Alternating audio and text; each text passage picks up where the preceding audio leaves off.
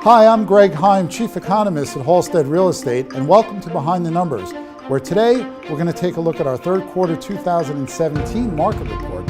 And joining me is Halstead's #1 broker from 2016, the star of our Park Avenue office, Dina Scheinman, who has the exclusive listing on this beautiful apartment at Olympic Tower. Welcome to the program. Wow, Greg, that was amazing. Thank you so much. You'll be so impressed with everything you're going to see today in the apartment. Well, based on what I've seen so far, I can't wait to check the rest of the apartment out. So please take us on a tour.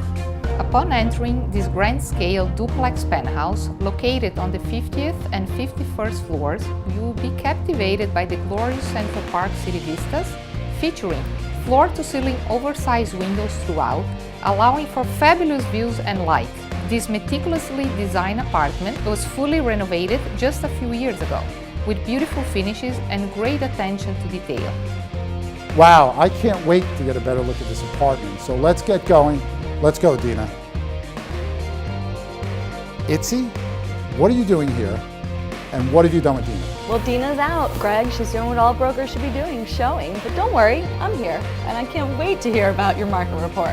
Neither can I, and that is certainly great. And so everybody at home knows, Itzy is the Executive Director of Sales of our Park Avenue office, the same office where Dina is. So I do feel like I'm in good hands. So why don't we jump right into the numbers in the third quarter. After a record-setting second quarter, the average Manhattan apartment price did dip in the third quarter, and it was actually below $2 million for the first time in almost 2 years. Now that was really caused by a decline in super luxury new development closings, where we saw 42% fewer new development closings over 10 million than the year before.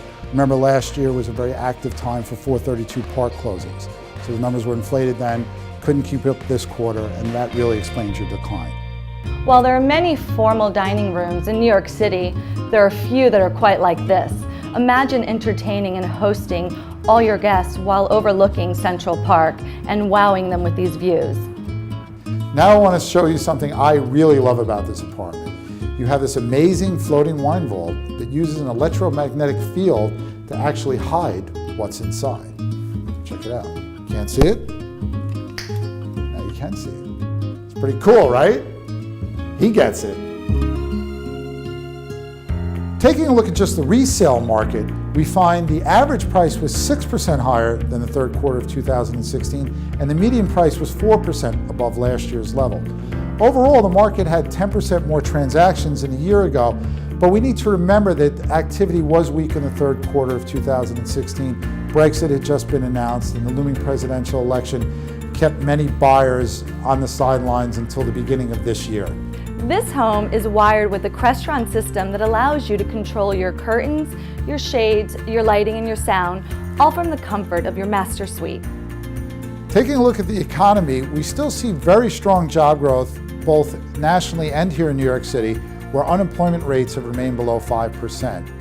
And very good news for the housing market is that inflation is still very much under control, which has kept 30-year mortgage rates below 4%.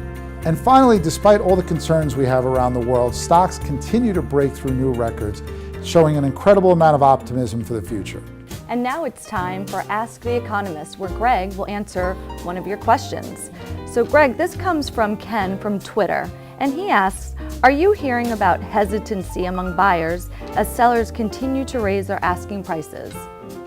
Well, Ken, there's been a lot of buyer hesitancy now, particularly the luxury side of the market for a while. I think when it comes to rising asking prices, we're really talking about smaller apartments that are mostly co-ops. And the reason that sellers can increase their prices is they are in such low supply. So I think buyers do get a little hesitant in that. I don't know that it's necessarily increasing.